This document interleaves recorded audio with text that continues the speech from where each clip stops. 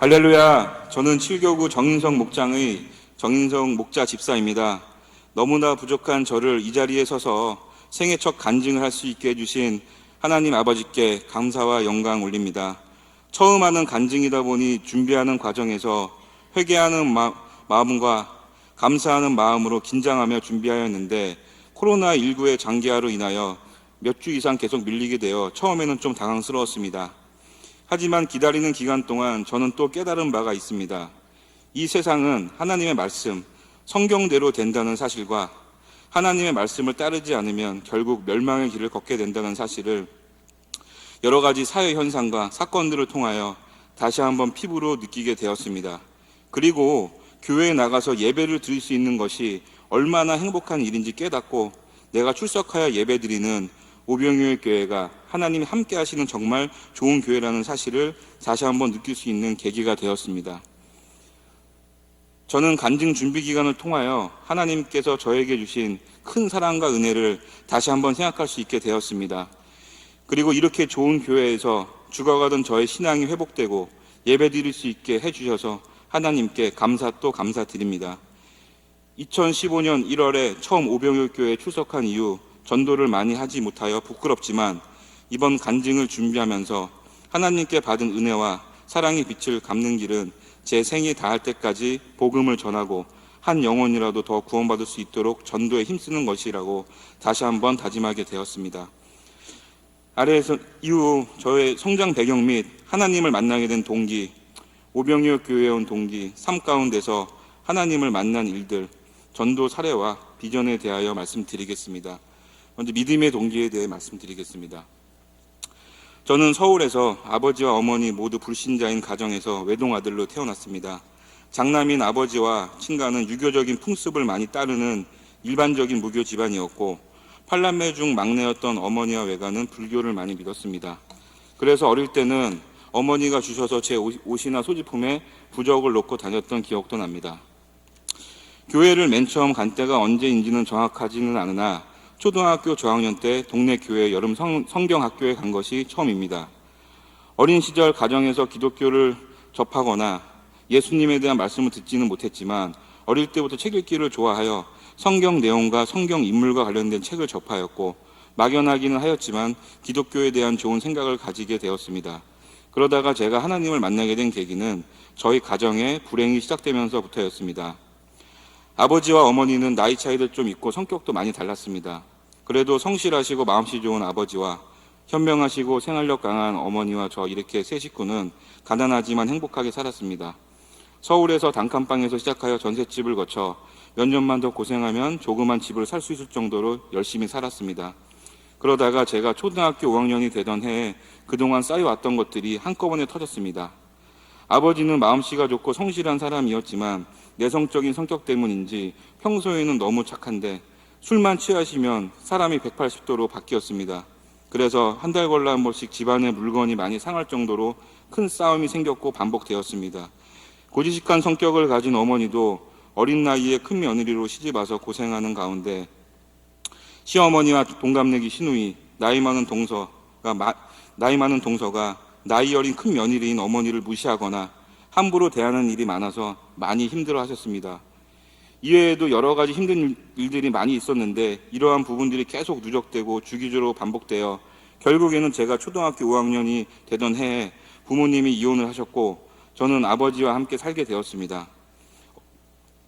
어머니와 애착이 컸던 저는 거의 어머니를 그리워하며 1년 동안 매일같이 울었고 매사에 긍정적이고 적극적이며 자신감 넘치는 성격이었던 저는 소극적이고 자신감 없고 다소 비관적인 성격으로 변해갔습니다.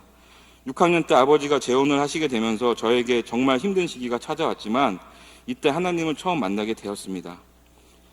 계모는 술을 너무 좋아해서 항상 취해 있었고 미성년자인 저한테 술심부름도 많이 시켰습니다.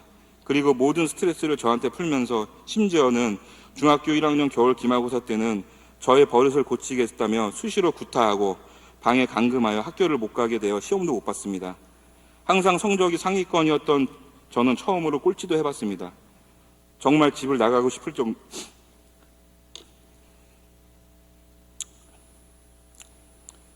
정도로 힘들었습니다.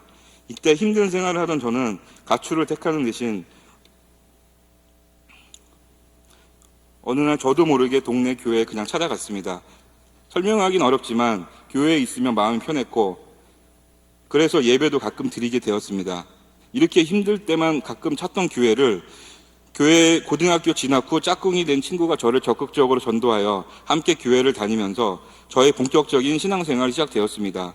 지금 생각해보면 너무나 힘들어 절망 속에 살아온 저를 하나님께서 건져주신 제 인생의 가장 결정적인 순간이라고 생각됩니다. 이후 저는 열심히 교회 고등부 생활을 하면서 말씀도 듣고 찬양도 부르며 믿음을 키웠습니다. 고2 때 세례를 받았으며 고3 때 전도부장을 맡아 인근 전철역의 교회 동생들을 데리고 나가 노방전도도 하였고 수능시험 전에는 공부를 마치고 늦은 밤에 혼자 교회에 가서 기도를 하기도 하였습니다.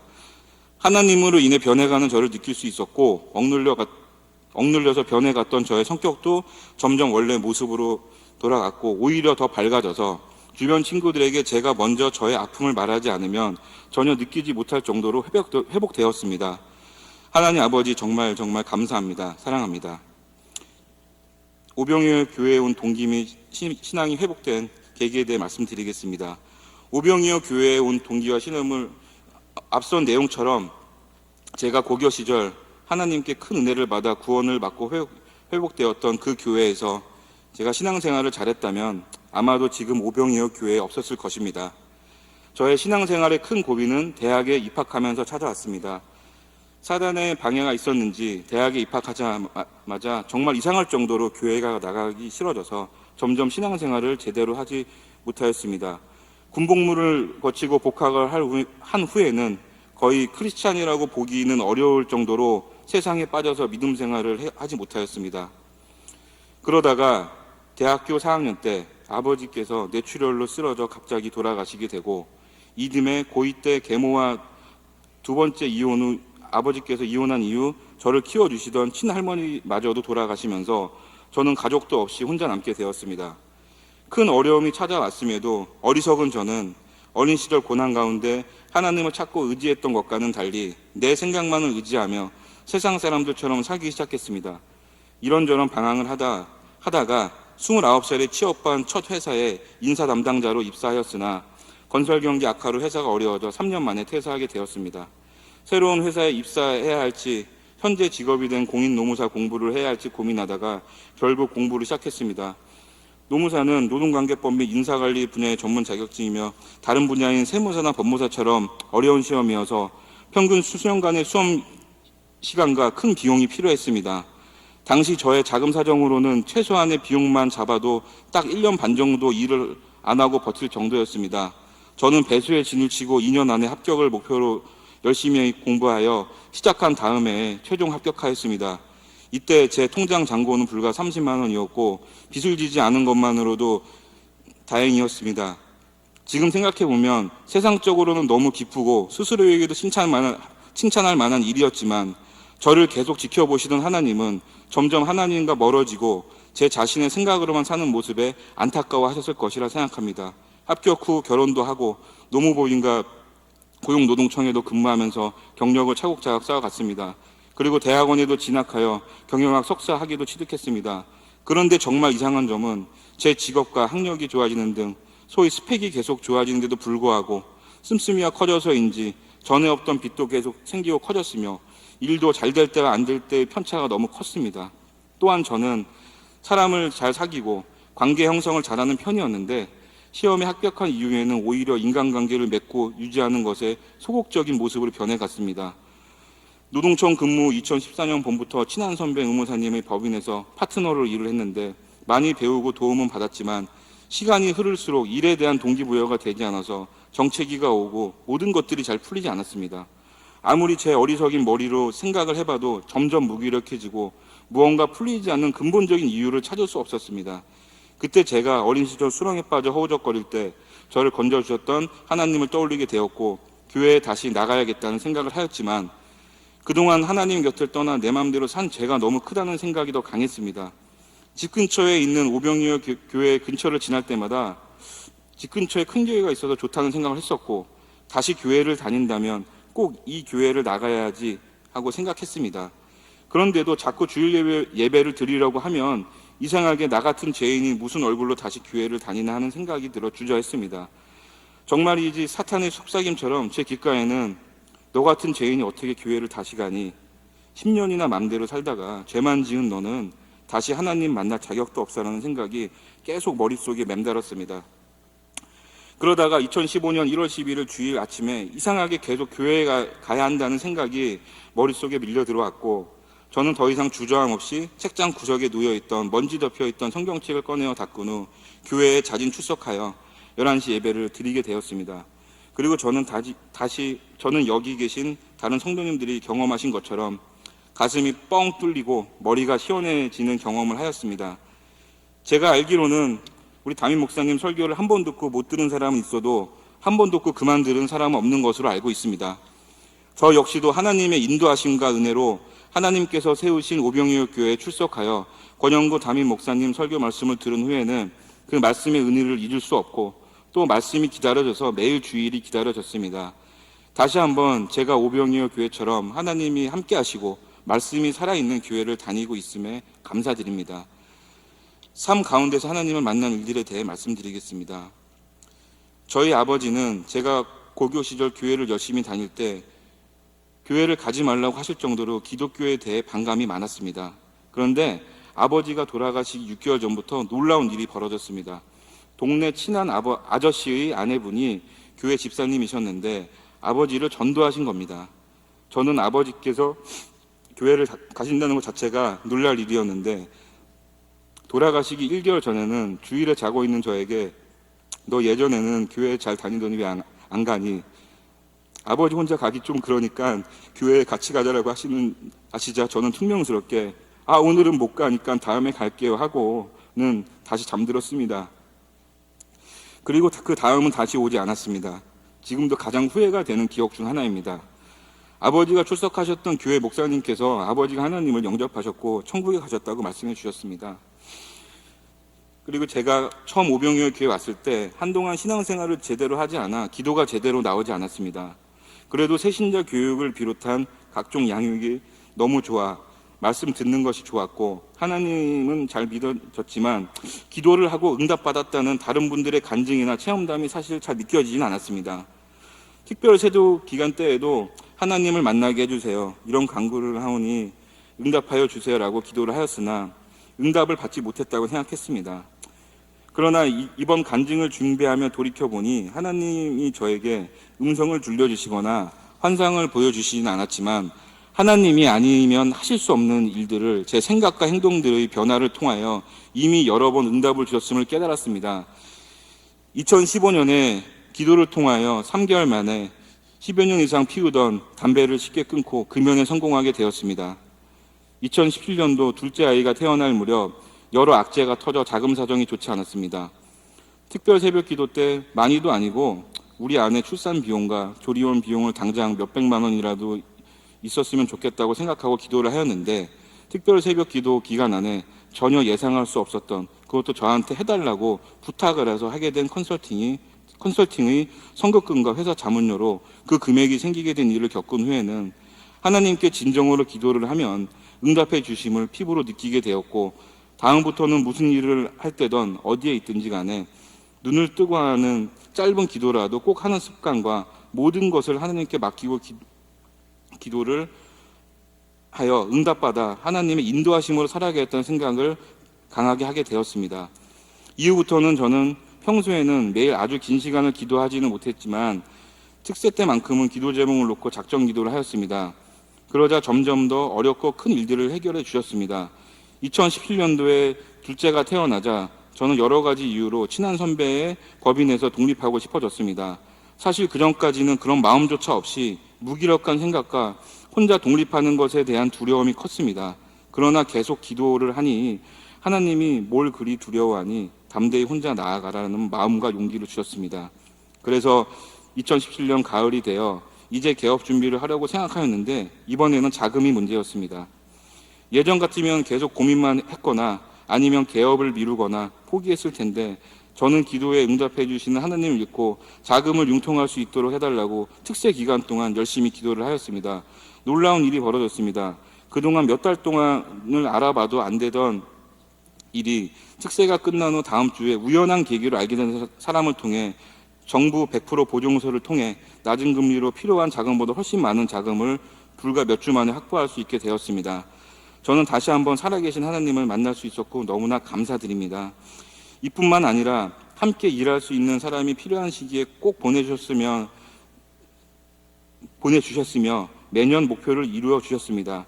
특히 작년 가을 특별 새벽 기도 때에는 사업 번창에 있어 중요한 영업 능력이 뛰어난 사람이 필요하고 올해 매출 목표가 작년 매출의 2배 성장이었는데 아직 60%밖에 이루지 못했습니다. 근데 이것을 100% 이루고 싶습니다라는 기도를 하였는데 기도한 지 불과 일주일 만에 그런 능력 있는 분을 보내주셨고 결국 작년 말에는 목표를 달성할 수 있었습니다. 이렇듯 하나님은 부족한 죄인인 저희 기도도 들어주시는 하나님이십니다. 왜 기도만이 살 길인지를 또 느꼈으며 이제 하나님이 공급해 주시지 않으면 나는 살 수 없겠구나 하는 생각을 합니다. 다음은 전도 사례를 말씀드리겠습니다. 저는 오병이어 교회에 출석한 이후 처음 전도한 사람은 제 아내와 아이들입니다. 제 아내는 무교입니다. 아내는 직장생활 시절 성품이 좋지 않아서 직장 후배들을 힘들게 하여 여러 사람들이 싫어했던 직장 선배 언니가 기독교를 믿고 있는 교인이어서 기독교인들은 이중적이라는 선입견을 가지고 있었습니다. 그래서 처음에는 제가 교회에 나가자고 했을 때 상당히 거부 반응을 보였으며 제가 교회 생활을 하는 것도 일요일에 가정에 충실하지 한다고 좋아하지 않았습니다. 그러다가 전도사님과 권사님들의 신방과 저의 조금씩 변화되는 모습을 보고 출석하여 하나님을 만나게 되었고 매주는 아니지만 예배도 드리며 큰아이와 둘째 아이 유아세례 교육도 받았습니다. 그러나 2017년도 둘째와의 출산 이후 몸이 좋지 않아 그 이후부터 거의 나오지 못하고 있습니다. 아내가 다시 하나님을 만나게 되고 예배를 드릴 수 있도록 계속 기도하고 있습니다. 다행히 큰아이는 잘 정착하여 올해 유년부가 되었고 둘째 아이도 유아부에 다니고 있습니다. 두 번째는 뇌조카를 전도한 사례입니다. 지방에 살던 제 조카가 집안사정상 저희 집에서 고등학교를 다니게 되었습니다. 당시 그 조카는 여러모로 불안정한 상태였고 심리적으로 힘든 시기였습니다.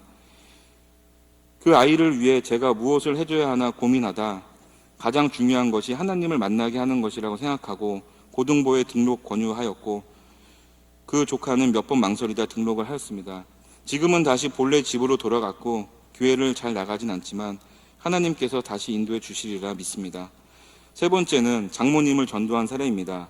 장모님께서는 둘째 아이를 돌봐주시기 위해 2017년부터 저희 집에 계셨습니다. 원래 종교가 없는 분이신데 저희 집에 계시면서 제가 교회를 다니는 모습, 특히 새벽 기도를 다니는 모습을 주의 깊게 보시고는 관심을 가지셨습니다. 마침 장모님과 연령이 비슷하신 동네 권사님들과 친해지면서 교회에 결국 출석하시게 되었습니다. 가끔씩 본가에 가시거나 몸이 아프실 때를 제외하고는 지금도 꾸준히 신앙생활을 하고 계십니다. 네 번째는 제 친구 2명을 전도한 사례입니다. 2명 다 20년 이상 된 친구인데 사실 처음에는 전도하는 것이 익숙하지 않아 교회에 한번 나오라는 말도 못했습니다. 그러다 한 친구가 광명시에서 회사를 차리면서 저는 자주 찾아가게 되었고 저는 교회 소개를 하면서 나올 것을 권유하였습니다. 처음에는 집이 인천이라 멀다는 이유로 거절하였으나 그래도 친구인 제가 여러 번 얘기하니 한 번은 나가본다고 하였고 그 약속을 지켰습니다. 그러나 집이 멀어서 그 이후 다시 나오지는 못하고 있습니다. 앞으로 이 친구가 다시 나올 수 있도록 열심히 기도하겠습니다. 그리고 다른 한 친구는 감사하게도 지금도 나오고 있습니다. 이 친구는 아주 오래된 친구이다 보니 저의 살아온 과정을 다 알고 있습니다. 작년에 이 친구가 저희 사무실에 공간을 같이 쓰기로 하고 들어오게 되었는데 제가 사업하는 모습 등을 보면서 예전에 힘들어서 낙심하고 부정적일 때의 모습과 완전히 달라진 저의 매사에 긍정적이고 적극적이고 담대한 모습을 보고 이렇게 변한 것을 되게 놀라워하면서도 부러워했습니다. 그리고 사람이 변하기가 이렇게 어려운데 어떻게 이렇게 좋은 방향으로 달라졌는지 궁금해했습니다.